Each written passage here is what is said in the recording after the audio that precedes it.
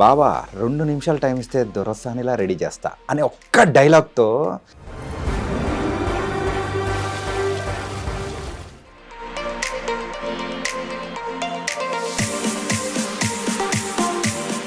So పూజ అనేటప్పటికి బోల్డ్, so ఏదైనా కానీ దాచుకోకుండా మాట్లాడేస్తూ ఉంటుంది. చెత్తనా కొడుకు, నేను బయటగానే ఇస్తా, లోపల ఆగదేమో. ఆగదు. నువ్వు ఇన్నర్ అలా ఫీల్ అయ్యే బదులు అవుట్ చేసే, అక్కడితో అది బ్రేక్ అయిపోతుంది, లేకపోతే అలా కూర్చుంటది. కానీ అమ్మాయిలకు పూలు అండ్ కొంచెం ప్లెజెంట్గా ఉన్న ఎన్విరాన్మెంట్ అంటే బాగా ఇష్టం. కానీ మీరేంటో అక్కడ బొగ్గు టైప్లో ఉంటుంది, మొత్తం డస్ట్ టైప్లో ఉంటుంది, రగ్గుడుగా ఉంటుంది. అది అమ్మాయిలకి ఇష్టం అని ఎలా అంటారు అసలు? అమ్మాయిలకి ఇష్టం అన్నట్లేదు, అమ్మాయి ఇన్నర్ ఫీలింగ్ అబ్బాయి టచ్ చేశాడా.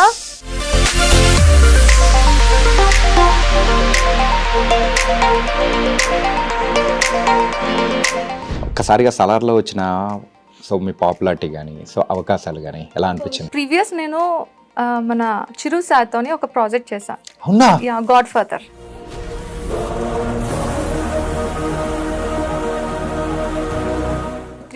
పీపుల్కి మధ్యలో సింగిల్ డైలాగ్ నేను చెప్తే మొత్తం అంతా క్లాప్స్ కొడితే నేను నిజం ఫీల్ అయ్యానా, అరే ఇది ఆన్ స్క్రీన్ చూస్తే వేరే లెవెల్ ఉంటది కదా అని ఈగర్లీ వెయిటింగ్. అసలు మూవీ రిలీజ్ అయిన తర్వాత మొత్తం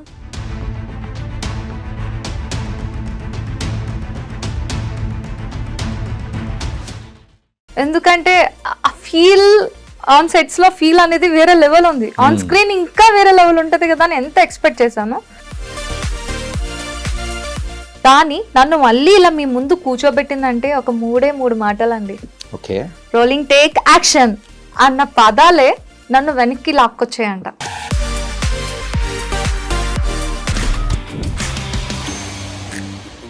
hi guys, welcome to I dream. నేను మీ చాణక్య. బావా 2 నిమిషాలు టైం ఇస్తే దొరసానిలా రెడీ చేస్తా అనే ఒక్క డైలాగ్తో ఒక ఆర్టిస్ట్ మాత్రం మస్తు ఫేమస్ అయిపోయిందండి, అది కూడా సలార్ మూవీలో. మరి ఆ ఆర్టిస్ట్ ఎవరో కాదు, పూజా విశ్వేశ్వర్. ఎస్, మరి పూజా విశ్వేశ్వర్ ఆ ఒక్క సీన్ అయినా కానీ అద్దరు కొట్టేసింది. సో తన కెరియర్లో అయితే బోల్డ్ అని సినిమాలు చేసింది, వెబ్ సిరీస్ చేసింది, సీరియల్స్ చేసింది. ఇప్పుడు పూజా విశ్వేశ్వర్ మన స్టూడియోలో కూడా ఉన్నారు. మరి చాణక్యతో బోల్డ్ అని ముచ్చట్లు మాట్లాడడానికి కూడా వచ్చేసింది. కాబట్టి ఇదే కాదు, మరి ఇంకా so other side of the Pooja Vishweshwar కూడా కొన్ని ఉన్నాయి, అవి కూడా తెలుసుకుందాం. హాయ్ పూజ. హాయ్, నమస్తే. ఓ నమస్తే. ఫస్ట్ ఇది మాత్రం ఫార్మాలిటీ. ఎలా ఉన్నారు? నేను చాలా బాగున్నా. ఇప్పుడు సో వైజాగ్ వదిలి హైదరాబాద్ రావడం ఎలా ఉంది? రకంగా చెప్పాలంటే మాలాగా యాక్టింగ్ అంటే పిచ్చున్న వాళ్ళకి ఇదొక చెప్పలేనంత ఫెస్టివల్ అని చెప్పాలి. నేనైతే అలానే ఉన్నా. ఓకే, సో పూజ అనేటప్పటికి బోల్డ్, సో ఏదైనా కానీ దాచుకోకుండా మాట్లాడేస్తూ ఉంటుంది. ఎగ్జాక్ట్లీ. సో ఎప్పటి నుంచి ఇలా? ఎప్పటి నుంచి అని కాదు, అందరికీ ఉంటుందండి. ఏం లేదండి, సింపుల్ మనసులోని ఇప్పుడు ఒక పర్సన్ చూసాం, చెత్తనా కొడుకు అని కొందరు మనసులో అనుకుంటారు, నేను బయటగానే ఇస్తా, లోపల ఆగదేమో. ఆగదు, అసలు వచ్చేస్తుంటది. ఎగ్జాక్ట్లీ. అంటే ఏముంది, ఒకవేళ అంటే తప్పేం జరుగుతుంది, నీ ఫీలింగ్ ఇన్నర్ ఫీల్, నువ్వు ఇన్నర్ అలా ఫీల్ అయ్యే బదులు అవుట్ చేసే, అక్కడితో అది బ్రేక్ అయిపోతుంది, లేకపోతే అలా కూర్చుంటది. సో నేను ఆ టైప్ మనిషిని, వెంటనే అవుట్ చేసేస్తా. అందుకే అలా దాచుకుంటే మొత్తం లావ్ అయిపోతారని. ఎగ్జాక్ట్లీ. ఎంతైనా డార్లింగ్ సినిమాలో యాక్ట్ చేశారు, ఆ ఒక్క సీన్ తో మాత్రం సో యు గాట్ అనే pan India famous. Prashanth Neel sir కి ఫస్ట్ థ్యాంక్ యూ చెప్పుకోవాలి. యా, ఆయన వల్ల ఇదంతా. అంటే ఆ ఒక్క డైలాగ్ ఎంత ఫేమస్ అంటే అంత సీన్ పండించడం కోసము, ఫస్ట్ హీరోని డౌన్ చేయడం కోసం, ఒక విలనిజం లేపడం కోసం అలా సీన్ అనేది చేశారు. ఆ టైంలో మీరు అన్న డైలాగ్ కానీ ఎన్ని రోజులు జరిగింది షూట్ అది మొత్తం? లైక్ ఒక 20-25 days అయింది. ఇంకా దే హ్యావ్ టేకెన్ 2-3 scenes ఇంకా తీసుకున్నారు. బట్ అది 2లో లీక్ అవుతాయా లేదంటే అవ్వదా అనేది తెలీదు, చెప్పలేము. మన చేతిలో లేదు, అంత డైరెక్టర్ సార్ చేతిలో ఉంటుంది. ఓకే, ఇంతకు కాన్సర్ట్ సిటీ ఎలా ఉంది? నిజంగా ఒక అమ్మాయికి చూపించాల్సిన ఒక సిటీని అది. అవునా? Yeah, exactly. అమ్మాయికి ఒక ఫీల్ ఉంటుంది లోపల. ఓకే, దాన్ని షో చేయాలి అంటే మీరు ఆ సిటీని చూస్తేనే మీకు కనిపిస్తుంది అమ్మాయి ఫీల్ ఏంటి. బయటికి కనిపించేది ఒకటి, లోపల ఒకటి కదా, అది అందులో కనిపించేస్తుంది మీకు. కానీ అమ్మాయిలకు పూలు అండ్ కొంచెం ప్లెజెంట్గా ఉన్న ఎన్విరాన్మెంట్ అంటే బాగా ఇష్టం. కానీ Yes. మీరేంటో అక్కడ బొగ్గు టైప్లో ఉంటుంది, మొత్తం డస్ట్ టైప్లో ఉంటుంది, రగ్గుడుగా ఉంటుంది. అది అమ్మాయిలకి ఇష్టం అని ఎలా అంటారు అసలు? అమ్మాయిలకి ఇష్టం అనట్లేదు, అమ్మాయి ఇన్నర్ ఫీలింగ్ అబ్బాయి టచ్ చేశాడా ఆ రేంజ్ లో ఉంటది అని చెప్తున్నా. ఓకే ఓకే, మీరు సీన్ లోపల చెప్తున్నారా? Yes. నేను ఇంకా బయట సెట్ లో గురించి చెప్తున్నా. లేదు లేదు. Okay, it was nice. And యూజువల్గా దీనికంటే ముందు ఎన్ని మూవీస్ చేశారు మీరు? లిటరలీ 15 ప్రాజెక్ట్స్ అయితే కంప్లీట్ అయిపోయాయి. 15 ప్రాజెక్ట్స్. Yeah. ఈ సలార్ ఎన్నో మూవీ? అది నేను కౌంట్ చేసుకోలేదు. ఐ థింక్ లాస్ట్ ఒక 10 to 15 కి మధ్యలో. 10 to 15కి మధ్య. ఓకే, కానీ ఒక్కసారిగా సలార్లో వచ్చిన సో మీ పాపులారిటీ కానీ సో అవకాశాలు కానీ ఎలా ఇంకో అనిపించింది? విషయం తెలుసా అసలు, ప్రీవియస్ నేను మన చిరు సార్తోని ఒక ప్రాజెక్ట్ చేశాను. అవునా? Yeah, God father. ఓకే.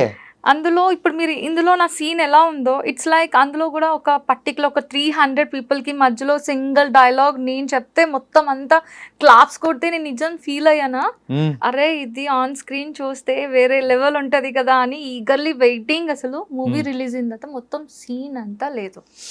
అప్పుడు ఫీల్ అయ్యా, ఎలా అంటే ఒక 5 days ఫుడ్ తినడం మానేసి. ఎందుకంటే ఆ ఫీల్ ఆన్ సెట్స్ లో ఫీల్ అనేది వేరే లెవెల్ ఉంది, ఆన్ స్క్రీన్ ఇంకా వేరే లెవెల్ ఉంటుంది కదా అని ఎంత ఎక్స్పెక్ట్ చేశాను. ఎక్స్పెక్ట్ చేసినంత కొలాప్స్ అయిపోయింది. అఫ్ కోర్స్ ఆ సీన్ ఇంపార్టెన్స్ ఉంటే ఉంచుతారు, లేదంటే లేదు కదా, మన చేతిలో లేదు కదా. సో అలాగ అయినప్పుడు ఇంకా నేను మైండ్లోని ఎక్స్పెక్టేషన్స్ అనేది కంప్లీట్గా తీసి పక్కన పెట్టేసి వర్క్ చేసుకుంటూ పోదాం, ఏదొచ్చినా చేసుకుంటూ పోదాం, ఏదొచ్చినా చేసుకుంటూ పోదాం, ఇలా సెట్ అయిపోయాను నేను. సో అలాగా సలార్ ప్రాజెక్ట్ చేసినప్పుడు అందరి ఇంటెన్షన్ ఎలా ఉంది అంటే, నాతో వర్క్ చేసిన వాళ్ళు అందరూ సార్ ముందు చేస్తున్నారు, మీరు సూపర్ అండి మేడం, ఇదండి అదండి అంటే ఇంత బీట్ కూడా వెళ్ళట్లేదు లోపలికి. వై? బికాస్ ఎక్స్పెక్టేషన్ కొలాప్స్ లేదు నా మైండ్లో అసలు. అలాంటి ఎక్స్పెక్టేషన్ లేనప్పుడు మనం ఇంకా అరే ఎంత మంచి క్యారెక్టర్ అని ఎలా అనుకుంటాం, just I'm doing and going, అలా ఫీల్ అయ్యా నేను.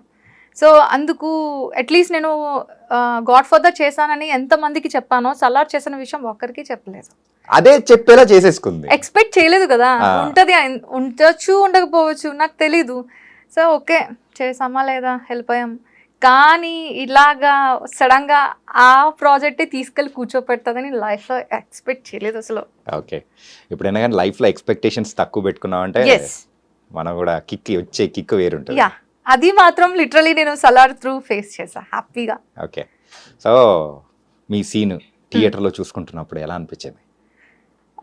అంటే వేరే లెవెల్ అనిపించింది. బేసిక్గా సీన్స్ అవుతూ ఉన్నాయి, ప్రభాస్ సార్ని చూసినప్పుడు అందరూ విజిల్స్ వేస్తున్నారు, సార్ ఎంట్రన్స్ వచ్చినప్పుడు. వన్స్ ప్రభాస్ సార్ వచ్చి ఇలా అంటున్నప్పుడు ఎప్పుడైతే మా హీరో విలన్ వెళ్ళారో, ఇంకా ఆయన వెళ్తున్నప్పుడు కామ్గా ఈడేం చేస్తాడు ఏం చేస్తాడు అన్నట్లు అందరూ చూస్తున్నారు. కానీ వైఫ్ రూపంలో మేము దిగి, వైఫ్ అనుకోలో కీప్ అనుకోలో తెలీదు, వాట్ ఎవర్, తన తరపు నుంచి మేము దిగిన తర్వాత విజిల్స్ కాదు మనుషులు అందరూ లేచి గోల్ చేస్తుంటే అద్దే అన్న వెయ్యి అన్న అలాగే వెయ్యాలి అని చెప్పి అంటే ఏమేశారు, నేను అక్కడ 2 నిమిషాలు ఇమ్మని, దానికి ప్రభాస్ గారు అన్న కదా 2 నిమిషాలు అని చెప్పి కౌంటర్ టు కౌంటర్ పడేటప్పటికి మొత్తం అందరూ లేచి నించొని అద్ది ఇలా గీయాలి దానికి అంటే నేను లోపల ఇలా మూసేసుకుంటున్నారు, ఈ రకంగా రియాక్ట్ అవుతున్నారు వీళ్ళు అని అలా హ్యాపీ అనిపించింది. ఫస్ట్ టైం నేను అలా ఫేస్ చేసేది. ఓకే, కానీ ఒక డిఫరెంట్ ఎక్స్పీరియన్స్ అనేది కూడా సో ఫేస్ చేశారు. సో తర్వాత అవకాశాలు బాగానే వచ్చాయి. మహాసముద్రం విత్ సిద్ధార్థ్. ఓకే, కానీ అంతకన్నా ముందు అంటే అసలు నేను ఎక్స్పెక్ట్ చేయలేదు. జస్ట్ బీటెక్ కంప్లీట్ అయింది, నా క్లాస్మేట్ ఒకడు హీరోగా ప్రాజెక్ట్ స్టార్ట్ చేశాడు తను ఇండస్ట్రీలో. పూజ నీకు బాగా ఇంట్రెస్ట్ కదా, నా ప్రాజెక్ట్లో చిన్న సీన్ ఉంది చేస్తావా అంటే యార్ అని చెప్పి నేను వన్ ఆఫ్ ది చేశాను. అందులో ఒక చిన్న సీన్ చేశా. అది ఆ కెమెరా టచ్ అనేది ఎలా అనిపించింది అంటే అది కదా మనకు కావాలి అని అనిపించింది. ఆ ఫీల్ ఫస్ట్ టైం కెమెరా ముందు అంతమంది మనుషుల ముందు వాళ్ళ రియాక్షన్ చూస్తే ఇది నాకు కావాలి, ఈ ఫీల్ నాకు కావాలి అని అప్పుడు అనిపించింది. అంతవరకు ఐ డోంట్ నో, నాకు తెలియదు అసలు, ఇంట్రెస్ట్ కూడా లేదు. సో ఆ తర్వాత ఇంకా స్టార్ట్ చేస్తాను నా కెరియర్. ఇంకా అక్కడ నుంచి 2016 అనుకుంటా, 2016 అక్కడ మొదలు. యా, నా ఫ్రెండ్ ప్రాజెక్ట్. ప్రేమాంజలి అన్న మూవీ తను తీశారు. అందులో నేను న్యూస్ రిపోర్టర్గా నేను వర్క్ చేశాను అనమాట అందులో. ఓకే. సో అప్పుడు వాళ్ళు చేసిన మూర్ఖత్వం సంథింగ్ ఏదో నేను చెప్పాలి. ఒక న్యూస్ రిపోర్టర్సే కదా వేరే లెవెల్లో చెప్తారు. నేను నాన్ స్టాప్ గా అలా చెప్పేటప్పటికి అందరూ క్లాప్స్ చూసి అది కావాలి నాకు అని అనిపించింది. ఇండస్ట్రీలో అడుగుపెట్టా. ఓకే. ఇంతకు బీటెక్ ఏ బ్రాంచ్? Electronics instrumentation. అరే అరే అరే సేమే. అవునా? అంటే ఇంచుమించు అలాంటిదే. ఓకే. కానీ బీటెక్ చేసి ఇలా రావడం అనేది దట్ వాస్ సంథింగ్ డిఫరెంట్. ఎవరైనా కానీ మనం ఫస్ట్ ఒక 21-25 ఏజ్ వరకు పేరెంట్స్ అండర్లో ఉంటాం. వాళ్ళు ఏం చెప్తే మనం అది చేయడమే కదా. So inside my feel I don't like to do in BTech. లోపల ఫీల్ ఎలా ఉంది అంటే డూ సంథింగ్, యాక్ట్ చేయు, డాన్స్ చేయు, ఇలా ఉంది. కానీ అవి చెప్పుకోలేం, వాళ్ళు యాక్సెప్ట్ చేయరు. ఓకే, వాళ్ళు చెప్పింది ఏదో ఇప్పుడు మనం చేసేస్తే నెక్స్ట్ మనకి ఛాన్స్ ఇస్తారు కదా అని చెప్పి బీటెక్ కంప్లీట్ చేశాను. మరో క్షణం హైదరాబాద్ వచ్చేసాను. బిఫోర్ సో డాన్సెస్, సో ఏదైనా కానీ కాంపిటీషన్స్లో పాల్గొనడం కానీ నాటకాలు వేయడం కానీ ఇలాంటి ఏమైనా జరిగిందా? లైక్ కాలేజ్ స్కూలింగ్ టైంలో అంటే ఆ టైంలో తప్ప ఇంకెక్కడ ఎలాంటి ఇది లేదు. రీసెంట్ గా అంటే నేను లుక్స్ రాజశేఖర్ మాస్టర్ తోని కొన్ని వీడియోస్ అలా సరదాగా డాన్స్ తనతోని నా ఒక ఫీల్ ఉంది కదా డాన్స్ చేయాలి అని, దాన్ని ఎలాగైనా ఫుల్ఫిల్ చేసేసుకోవాలని తనతో కొన్ని డాన్సెస్ అనేవి చేస్తాను. ఓకే. ఒక్కసారిగా ఇండియాలో ఉన్న వాళ్ళందరికీ చాలా మందికి తెలిసేలా అయిపోయారు పూజా విశ్వేశ్వర్. ఎవరు అని చెప్పేసి తర్వాత మన వాళ్ళు సెర్చ్ చేయడం అనేది కామన్ అయిపోతూ ఉంటుంది కదా. సో అలా సెర్చ్ చేశారు. కానీ సలార్లో వచ్చిన పాపులారిటీకి చాలా పెద్ద దిష్టి తాకింది అనుకుంటా మీకు. ఏమోనండి, నేను అలా ఏం చెప్పలేను. కానీ ఎందుకు అయింది అంటే ఇట్స్ లైక్ ఫేట్ ఏమో అని అనుకుంటున్నాను. కానీ that was an major accident. Too much. ఏంటంటే సలార్ అయిన కొన్ని రోజులకి with in few days I think month కూడా అవ్వలేదేమో. సో ఇమీడియట్గా ఇలా జరిగేటప్పటికి అరే ఏంటిది అంటే ఇంకా తర్వాత we can see in many movies and అలా అనుకున్న టైంలో ఈ యొక్క యాక్సిడెంట్ అనేది మీ లైఫ్ని చేంజ్ చేసింది. ఒక్క మాట ఏంటి అంటే ఆమె ఉందా లేదా అనే విషయం కూడా ఎవరికి తెలియలేని సిచ్యువేషన్ అయిపోయింది. సో నేను ఇంకా బతికే ఉన్నాను, ప్లీజ్ నన్ను మీలో కలుపుకోండి, నన్ను మీతో ఎంజాయ్ చేయనివ్వండి. సో ఏమైంది ఆ రోజు? లైక్ యాక్సిడెంట్ బేసిక్గా ఇక్కడ నేను లైక్ ఇలా సలార్ రిలీజ్ అయింది, కొన్ని ఇంటర్వ్యూస్ అంటే ఓకే హ్యాపీ ఫీల్ కదా, మూడ్ బాగుంది కదా, ఇద్దాం మన గురించి కూడా తెలుస్తుంది కదా అని కొన్ని ఇంటర్వ్యూస్ అయ్యాయి. ఆఫ్టర్ దట్ నాకు వైజాగ్లో షూట్ ఉంది, షూట్కి నేను వెళ్ళిపోవడం జరిగింది. వెళ్తున్న పర్టికులర్ ఆ టైంలో ఏమైందంటే మనం 6 to 6 కదా టైమింగ్, పక్క 6కి అటెండ్ అవ్వాలి కాబట్టి నేను 5 o'clockకే మార్నింగ్ లెగ్సి వెళ్ళడం జరిగింది 2-wheeler మీద.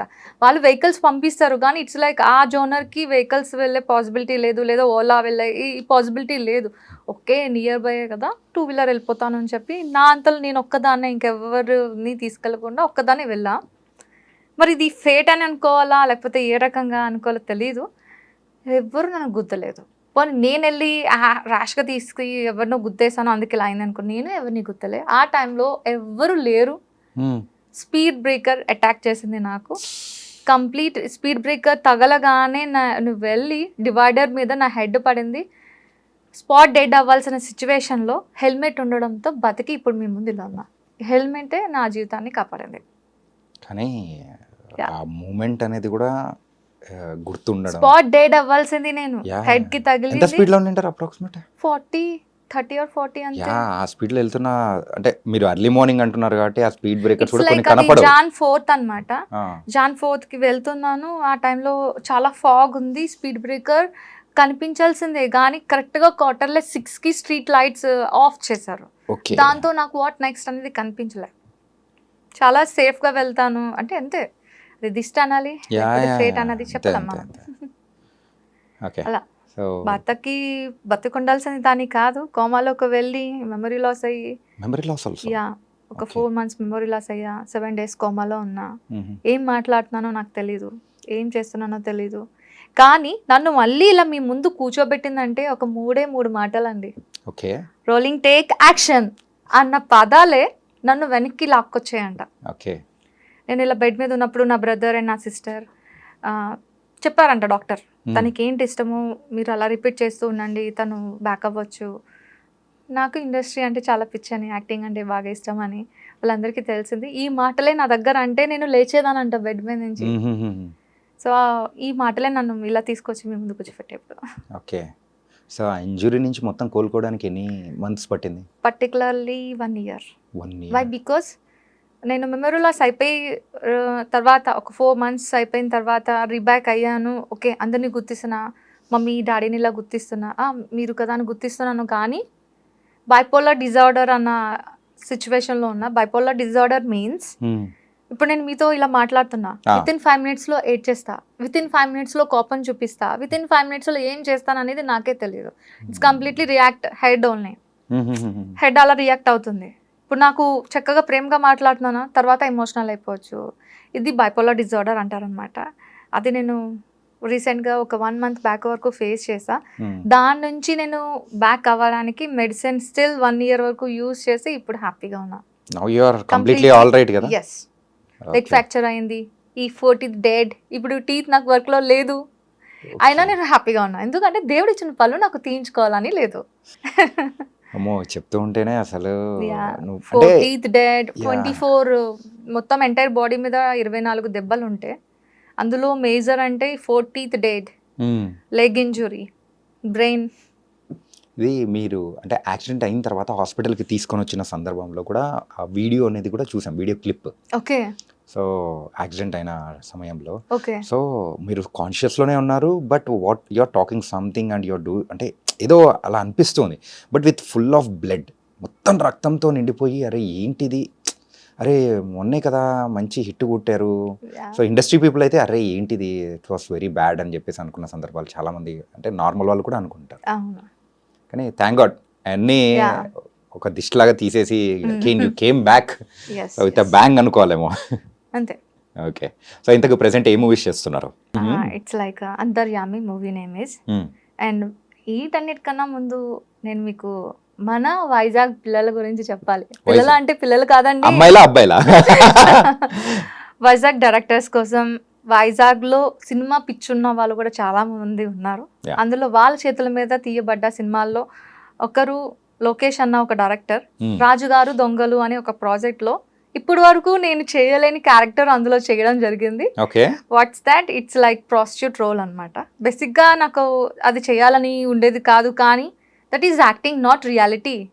నువ్వు చేయాల్సింది యాక్టింగే కదా, దీనికోసం ఆలోచిస్తున్నావు, ఎవరి కోసం ఆలోచిస్తున్నావు, డూ అని చెప్పి నేను ఆ ప్రాజెక్ట్ చేయడం జరిగింది. బికాజ్ ఆయన నరేషన్ బాగుంది, కాస్ట్యూమ్స్ నాకు అన్కంఫర్ట్ చేయలేదు, మీకు ఏది కంఫర్ట్ అదే యూజ్ చేయండి అన్నట్లు అన్నారు. సో నాకు అది చాలా ప్లస్ అనిపించింది. క్యారెక్టర్ చేసా, అది ఏంటి అంటే రియాలిటీ అనమాట. ఇప్పుడు మనం చాలా తమిళ్ సినిమాస్ చూస్తూ ఉంటాం, అరే వాళ్ళు చాలా నేచురల్ ఉంటారు, మేకప్స్ ఉండవు, ఇలా కూడా ఉంటారా, ఇలా మన తెలుగులో ఎందుకు తీరబ్బా అన్న ఫీల్ అందరికీ వచ్చేది. అందులో నేను అలాగే ఫీల్ అయ్యేదాన్ని. అలాంటి ఫీల్ నుంచి లేదండి మనోళ్ళు కూడా తీస్తారు అని చెప్పి ఆ లోకేష్ డైరెక్టర్ గారు అండ్ అసోసియేట్ అజయ్ గారు వీళ్ళిద్దరూ మింగల్ అయ్యి మనం కూడా తీద్దాం, చూపిద్దాం అని చెప్పి, ఇప్పుడు మీరు కేర్ ఆఫ్ కంచరపాలెం చూసుంటారు, కమిటీ కుర్రాలు చూసుంటారు, ఇది కూడా వన్ ఆఫ్ ది ప్రాజెక్ట్ అయ్యే పొజిషన్ లో ఉంది అని నా ఇంటెన్షన్. మూవీ నేమ్ ఇస్ రాజుగారి దొంగలు. రాజుగారి దొంగలు. ఓకే. ఆ దొంగల్లో మీరు కూడా ఉన్నారా రాజుగారితో? అది మనకి తెలియదు, సస్పెన్స్. ఓకే. అలాగే ఒక మంచి పర్ఫార్మెన్స్ ఓరియంటెడ్ క్యారెక్టర్ అని చెప్పేసి మీరు కూడా బాగా ఇష్టపడ్డారా ఆ క్యారెక్టర్ ని? నాకు ఏమనిపించింది అంటే బేసిక్ గా అలాంటి క్యారెక్టర్స్ చేయడానికి గట్స్ ఉండాలి. నేను అది చేయడానికి నాకు మినిమం గట్స్ అనేది లేదు, కానీ నేను ఒక్కరిని చూసి ఇన్స్పైర్ అయ్యి చేశాను. ఆవిడెవరు అంటే అనుష్క గారు. వేదం మూవీలో అనుష్క గారిని చూసి, ఆఫ్టర్ రీసెంట్లీ ఈమె యాంకర్ అనసూయ విమానం ప్రాజెక్ట్లో చేశారు కదా, వీళ్ళిద్దరిని చూసి అర్రే కదా జస్ట్ అది యాక్టింగే కదా, నాట్ రియాలిటీ కదా, ఎందుకు ఆలోచించాలి, చేద్దాం అని చెప్పి నేను ఇన్స్పైర్ అయ్యి వాళ్ళని చూసి ఫస్ట్ అయితే అనుష్క గారిని ఇన్స్పైర్ అయ్యి నేను ఆ ప్రాజెక్ట్ చేయడం జరిగింది, ఆ క్యారెక్టర్ చేయడం జరిగింది. నైస్. సో ఒక డిఫరెంట్ క్యారెక్టర్లో కూడా సో మమ్మల్ని ఎంటర్టైన్ చేయబోతున్నారు అనమాట. లైక్ ఇప్పుడు పాన్ ఇండియా మూవీ అన్నాను కదా, అది అంతర్యామి విత్ సుకన్య మ్యామ్, అంటే బడబడ యాక్టర్స్ కూడా అందులో ఉన్నారు. వాళ్ళతో వర్క్ చేసినప్పుడు నా ఫీల్ వేరే లెవెల్ ఉంది. అందులో is like north side hero అనమాట, అంటే ఒరిస్సా సైడ్ హీరో అనమాట. తను ఇక్కడ మన తెలుగులో చిరంజీవి గారు ఎలానో వాళ్ళ సైడ్ అతను అలా అనమాట. ఏం పేరండి? బాబుషన్. ఓకే. సో ఆయనతో నేను హీరోకి క్వైట్ ఆపోజిట్ రోల్, విలన్ గా ఒక లాయర్ గెటప్ లో కంప్లీట్ ఆపోజిట్ క్యారెక్టర్ తనతో నేను చేయడం జరిగింది. యువర్ ఆనర్, యా వినండి వినండి నా వాదన వినండి అంటూ కూడా సో చెప్తాను. I felt very much happy. That Okay. Costume character నాకు చాలా హ్యాపీ అనిపించింది. అఫ్ కోర్స్ చాలా మంది అంటారు ఎందుకు నువ్వు ఇలాంటి క్యారెక్టర్స్ చేస్తావు, విలన్ ఏంటి అంత బోల్డ్ ఏంటి అంటే, అర్రే నువ్వు అవుట్ సైడ్ బోల్డ్ కాదు, నువ్వు అవుట్ సైడ్ విలన్ కాదు, సంథింగ్ నువ్వు డిఫరెంట్ చేస్తేనే కదా నీ ఫీల్ డిఫరెంట్ అనిపిస్తుంది, హ్యాపీ అనిపిస్తుంది. So they I'm choosing that. Okay, so ఇంకా కంటిన్యూస్ గా అయితే విలన్ క్యారెక్టర్స్ అండ్ ఈ కెన్ ఇప్పుడు ఎక్స్పెక్ట్. నేను ముందుకు వచ్చింది కూడా ఎలా వచ్చానంటే, ఇక్కడ నాకు ప్రెసెంట్ ఒక ప్రాజెక్ట్ ర్యాపిడో పడిపోయా ప్రేమలో అన్న మూవీకి డబ్బింగ్కి వచ్చాను. అలానే ఓకే, మీ దగ్గరికి ఇంటర్వ్యూకి రావడం జరిగింది. సో ఇంతకు ప్రేమలో పడిపోయింది ఎవరు? ఇప్పుడు బేసిక్గా ఒక మాట చెప్తా. ఓకే, ఇప్పుడు మనం అందరూ హ్యాపీగా ఉండడం అవుతుందా? అందరూ హ్యాపీగా ఉంటారా? స్ట్రగుల్స్ లేకుండా ఉండడం జరుగుతుందా చెప్పండి? లేదు, అన్నీ ఫేస్ చేస్తాం లైఫ్లో మనం చెడు సిచ్యువేషన్స్ ఫేస్ చేయడం జరుగుతుంది. లైఫ్ అనేది స్ట్రగుల్ అవుతుంది. లైఫ్ అని కంప్లీట్ కొలాప్స్ అయిపోయే డేస్ నుంచి కూడా వాట్ నెక్స్ట్ అనేది చూస్తారు కదా. అలా సిచ్యువేషన్స్ ఫేస్ చేసిన మనుషులు నెక్స్ట్ ఏంటి, ఏ పొజిషన్లో ఉన్నారు అన్న ఆప్షన్ అందరికి, ఆ థాట్ అందరికీ ఉంటుంది కదా. అలాంటి థాట్ని షో చేసే కంటెంట్ ఈ ప్రాజెక్ట్లో ఉంది. ర్యాపిడో పడిపోయా ప్రేమలో అని. ఓ, ఇప్పటి వరకు కంటెంట్ గురించి చెప్పారా? నేను ఇంకా మీరు యాక్చువల్ గా మీకు జరిగిన యాక్సిడెంట్ తర్వాత వాట్స్ నెక్స్ట్ అని అనుకోని the situations which are connected to you. They all are new persons, new director. ఆయన డైరెక్షన్లోనే screen play, direction, dialogues and A to Z ఆయనే హీరో కూడా. ఓకే, యా, సో తను చేయడం జరిగింది. ఎవరు నిర్మాత అంటే అప్పన్న గారు అన్న సపోర్ట్తో ఈయన తీయడం జరిగింది. నాకైతే మాత్రం చాలా హ్యాపీ అనిపించింది, ఎందుకంటే లైఫ్లో నాకు ఇష్టమైన క్యారెక్టర్ ఈ ప్రాజెక్ట్లో చేశా. ఓకే, ఇంతకు మీకంతా ఇష్టమైన ప్రాజెక్ట్ అంటే ఇష్టమైన క్యారెక్టర్ ఏంటది? ప్రేమను చూపించువయ్యా. ఎలా చూపిస్తావు? ఎట్లా చూపించాలో చెప్పండి, చూపిస్తాం. నాకుంది, నేను చూపిస్తా. ఓకే, అది ఎలా అంటే అమ్మ అన్న క్యారెక్టర్లో. వావ్. మన లవ్ని షో చేయాలి అంటే ఒక అమ్మ అన్న క్యారెక్టర్లో మన లవ్ షో చేయొచ్చు. నేను ఈ ర్యాపిడో పడిపోయా ప్రేమలో నేను ఒక అమ్మగా, కాకపోతే కొంచెం స్టైల్ యూఎస్ అమ్మగా నేను చేసా. స్టైలిష్ అమ్మగా అన్నమాట. ఎగ్జాక్ట్లీ. ఓకే, ఏంటి లాంగ్వేజ్ ఏంటి కొంచెం తుకడా, సో తెలుగు ప్రాపర్ గా రావట్లేదు. యాక్చువల్లీ మీరు బెంగాలీయా? No no no no. ఇంకేమైనా నార్త్ ఈస్టా? ఏంటో అండి, బీహారా?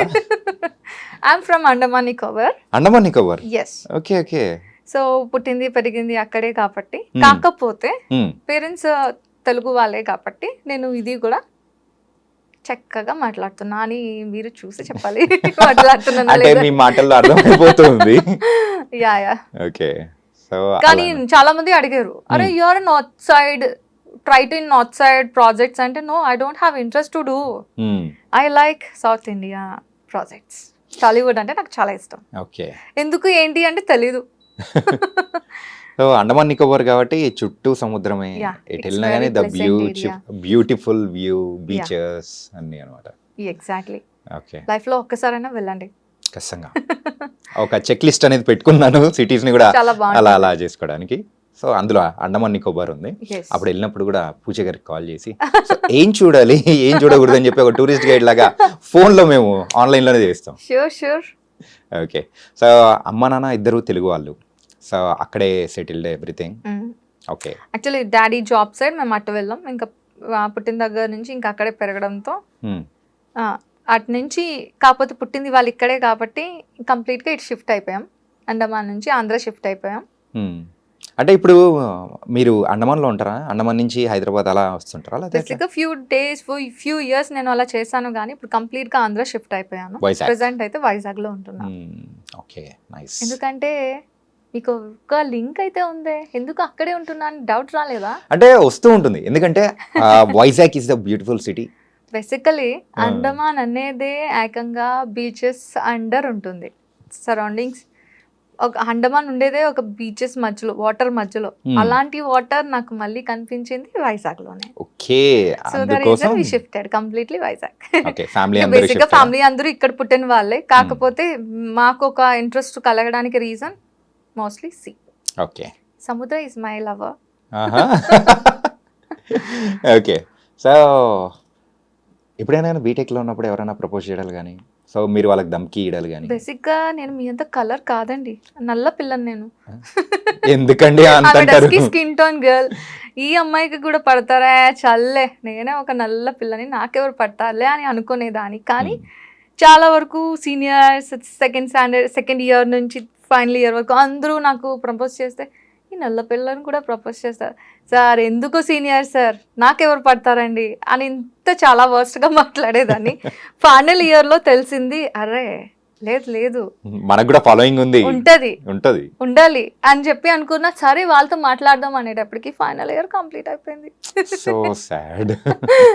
యా యా యా ఏంటంటే మీరు ఆ రియలైజ్ అవ్వడం కోసం 4 years తీసుకున్నారు కానీ ఎవ్రీ గర్ల్ ఈస్ అనే డిఫరెంట్, కలర్తో సంబంధం ఉండని అది తర్వాతే తెలిసింది. యా ఇంత లేట్గా తెలుసుకుంటే ఎలా? ఇప్పుడు అమ్మాయిలకు కూడా చెప్పండి, కలర్ అనేది సంబంధం కాదు, ఎవ్రీ గర్ల్ ఈస్ అనే బ్యూటిఫుల్ గర్ల్ అని. Okay, and so coming to your personal life. So personal life ఏంటి, మ్యారీడా లేకపోతే లేదా ఏంటి, వాట్స్? నిజం చెప్పాలి అంటే 21 ఏజ్కే నాకు పెళ్ళి అయిపోయింది. బాల్య వివాహం, అయ్యో. అప్పుడే బీటెక్ రిలీవ్ అయ్యాను. కానీ ఇలా వచ్చాను, సరే జాబ్ చేద్దాం, ఎంజాయ్ చేద్దాం అనేటప్పటికి పెళ్ళి అయిపోయింది. ఓకే అని నేను యాక్సెప్టెడ్. ఎందుకంటే ఇప్పుడు కాకపోయినా విత్ ఇన్ ఫ్యూ ఇయర్స్లో నీకు ఖచ్చితంగా పెళ్ళి అవుతుంది కదా. నీకు ఇప్పుడు అయిందంటే దట్ ఈస్ యువర్ ఫేట్, దాన్ని యాక్సెప్ట్ చేయి, లైఫ్ చిల్ ఉంటుంది, బాగుంటుంది అని యాక్సెప్ట్ చేశాను. సో అలా. So love or arranged? అటుపక్క నాకు బేసిక్గా తను మావయ్య అవుతారు, రిలేటివ్. ఓకే. సో తనకి చాలా చెప్పలేనంత లవ్ ఉంది, నాకు ఏం తెలీదు అసలు. అంత చిన్నపిల్లకి ఏం తెలుస్తుందండి. ఓకే, సో ఇంతకు కిడ్స్ కానీ? Yeah, I have a hero, upcoming hero ఉన్నాడు. ఓకే, బాంధవ్. బాంధవ్ బాంధవ్ బాంధవ్ పేరు బాగుందండి. యా, యాక్చువల్లీ నేను కృష్ణ భగవాన్కి చాలా వీరాభిమాని. అంటే అందరూ ఏమంటారు, దేవుని ఇష్టపడితే పూజలు పునస్కారాలు చేస్తారు అనుకుంటారు. నో, నా పేరులోనే పూజ ఉంది అయ్యా, నేను ఎందుకు చేయాలి పూజ? ఇంకా పూజ అని పేరు పెట్టుకున్న వాళ్ళందరూ పూజలు చేయడం మానేస్తారు ఇంకా మీరు ఇలా చెప్తే. బేసిక్ గా అందరూ అంటే డివోషనలీ, అమ్మో తను పూజలు చేస్తారు. No, okay, only I'm showing my love to Krishna. Okay, Radhe కృష్ణకి నా లవ్ షో చేస్తున్నా. ఎలా అంటే చూడు, కళ్ళతో చూసి నేను హ్యాపీ అవుతున్నా, అంతేగాని పూజలు పునస్కారాలు చేసినంత మాత్రాన లైఫ్ ఏమైనా చేంజ్ అవుతుందా? పక్కా హ్యాపీ మనకి కావాలి, పీస్ఫుల్ సోల్ కావాలి, పీస్ఫుల్ మైండ్ కావాలి అంటే నీకేం చేయాలనిపిస్తుందో అది చేసే.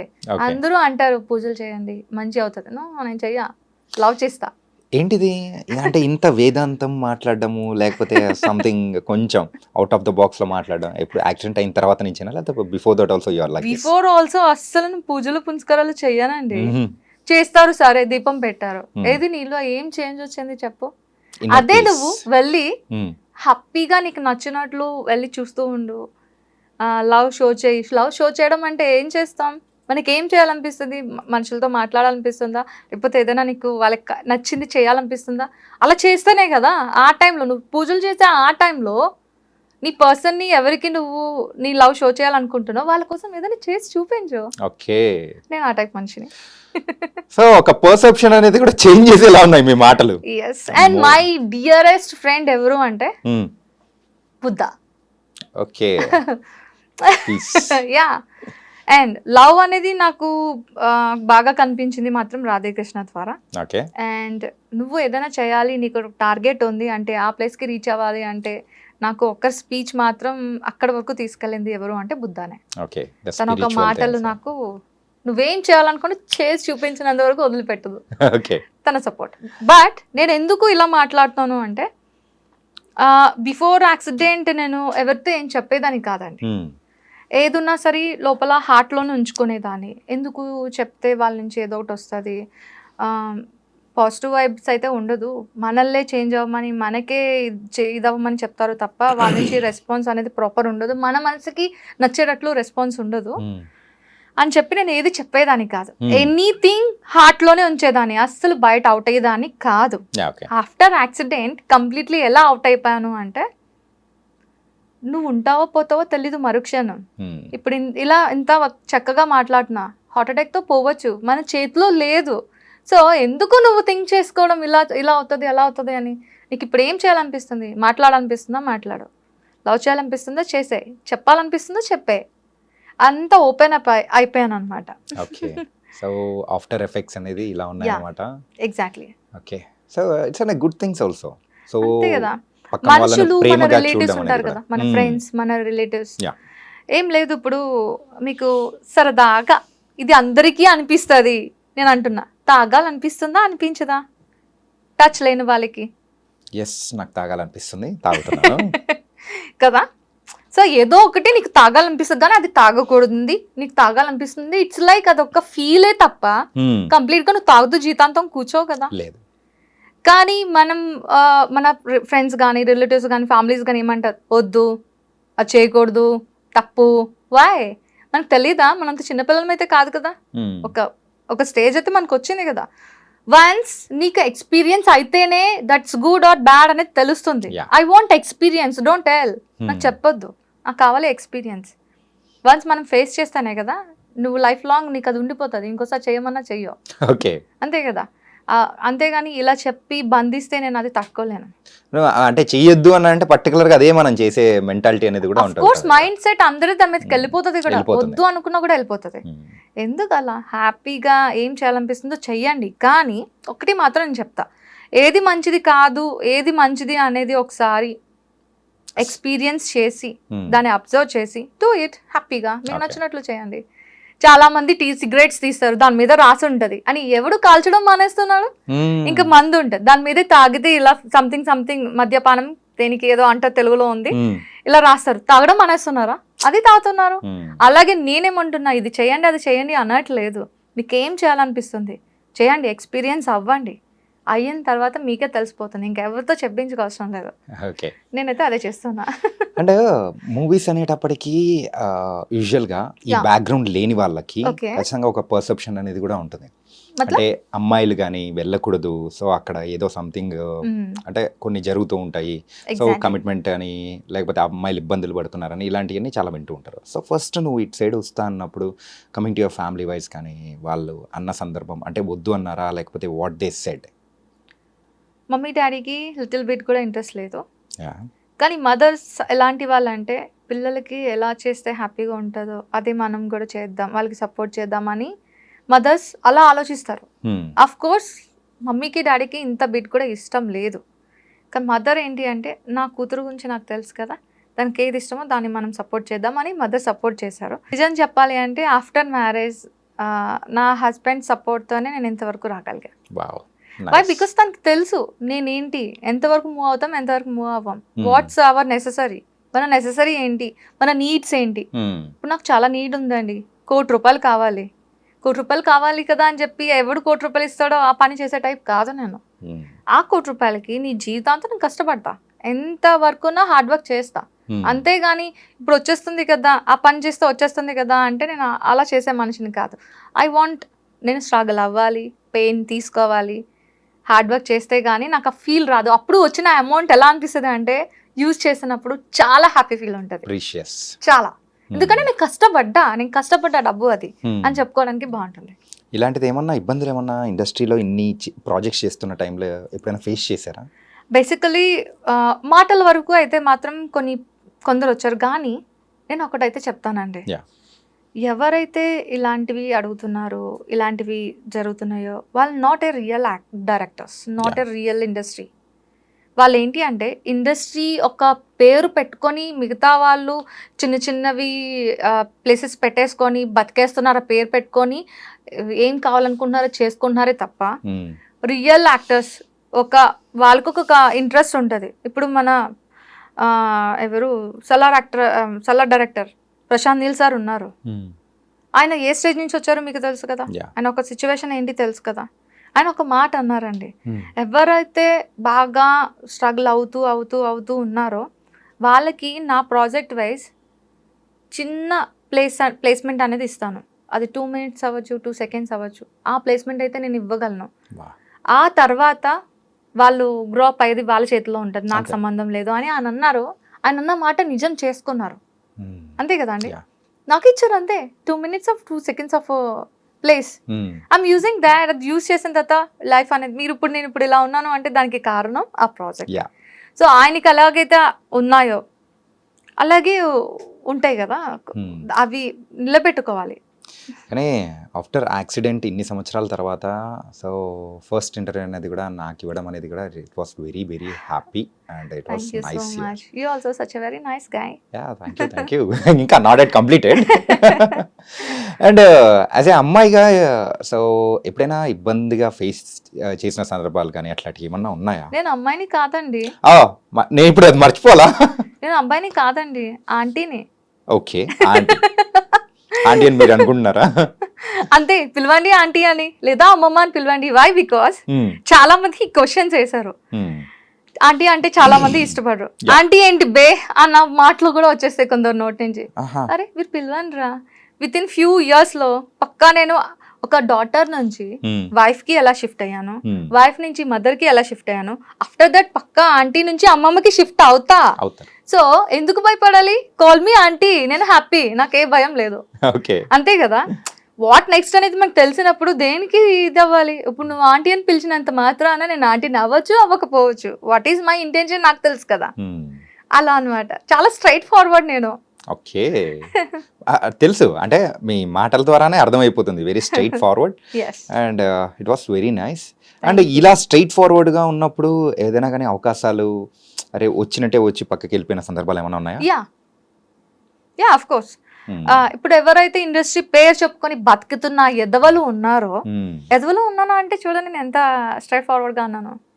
అందరూ అలా ఉండరు అండి. ఇండస్ట్రీ అన్నాక ఒక్కటి మాత్రం నేను చెప్పగలను, అది టాలీవుడ్ అవ్వచ్చు, బాలీవుడ్ అవ్వచ్చు, ఏదైనా సరే ఒక మనిషికి సపోర్ట్ ఇచ్చేటట్లే ఇండస్ట్రీ ఉంది తప్ప పాడు చేసేయాలి, నాశనం చేసేటట్లు ఇండస్ట్రీ లేదు. కానీ ఇండస్ట్రీ పేని యూజ్ చేసుకొని కొందరు ప్లేసెస్మెంట్స్ ఉన్నారు కదా, వాళ్ళు నుంచి వచ్చే కాల్స్ ఎలాంటివి అంటే, మేడం గారు నేను చూసానండి ఈ క్యారెక్టర్కి మీరు సరిపోతారు, with commitment 25K, without commitment 15K, okay అని కాల్ వచ్చింది నాకు.